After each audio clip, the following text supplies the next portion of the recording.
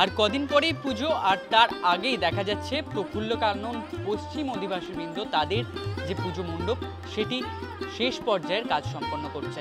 তবে এই বছরে তাদের ভাবনায় কি রয়েছে এবং সাধারণ মানুষ যখন পূজা মণ্ডপ দেখতে আসবেন তখন কিভাবে এই মণ্ডপ এবং দেবীকে দেখতে পাবে, আসুন সে বিষয়ে জানবো। পুজো তো আর কদিন বাকি, মহালয়া তো হাতে মাত্র দুদিন, তার আগে কিভাবে সাজছে মণ্ডপ? আমাদের মণ্ডপ তো মোটামুটি দেখাই যাচ্ছে কিভাবে সেজে উঠেছে। আমরা খুব ইকো ফ্রেন্ডলি কিছু মেটেরিয়াল দিয়ে পুরো মণ্ডপটা গড়ে তুলেছি, কারণ আমার কাজের বিষয়টাই প্রকৃতি এবং মানুষের দ্বন্দ্ব নিয়ে আমার কাজ। তো সেই জন্য বিভিন্ন eco friendly earth and material দিয়ে আমি কাজ করেছি, এবং মণ্ডপ কীভাবে সেজে উঠেছে সেটা বিশদে জানার জন্য দর্শকদেরকে এসে নিজের চাক্ষুষ করতে হবে। কিন্তু এই যে বিষয়টা বিন্যাস, এই বিন্যাস নামকরণ কেন এবং পেছনে কি লুকিয়ে রয়েছে? আমরা যখন কোনো ছবি আঁকি বা যখন কোনো রকমের প্ল্যান করি, তার একটা লেআউট করি। বিন্যাসের আক্ষরিকভাবে আর একটা অর্থ হচ্ছে লেআউট ইংরেজিতে বললে, তো বা ডিস্ট্রিবিউশন বলা যায়। তো এই যে প্রকৃতি, তার একটা ইকোসিস্টেম তৈরি হয়েছে।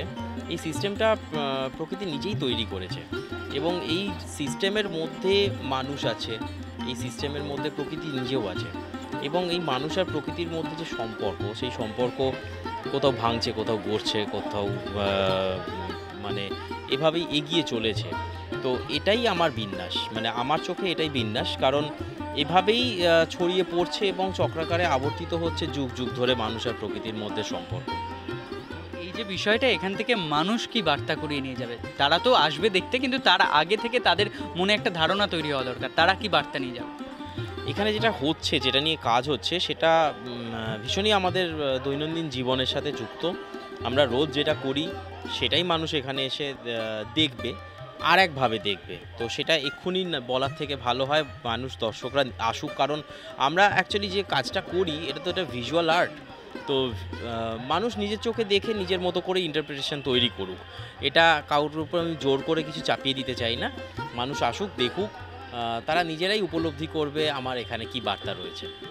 একদমই, যখন পুজোর আর মাত্র কটা দিন বাকি, শেষ পর্যায়ের কাজ সকল পূজা মণ্ডপেই হচ্ছে শহরে, সেই সময় দেখা যাচ্ছে যে প্রফুল্ল কানন অধিবাসীবৃন্দ অর্থাৎ পশ্চিম অধিবাসীবৃন্দ তাদের যে পূজা মণ্ডপ তার ভাবনায় রয়েছে বিন্যাস। অর্থাৎ যে বিন্যাস আমরা দেখতে পেয়েছি প্রকৃতিতে, কোথাও ভাঙন আবার কোথাও গড়ছে, সেই ভাবনা নিয়েই এবছরের তাদের পূজা মণ্ডপ সেজে উঠছে। ক্যামেরায় অশোকের সাথে অর্ঘজিতের রিপোর্ট, এস নিউজ।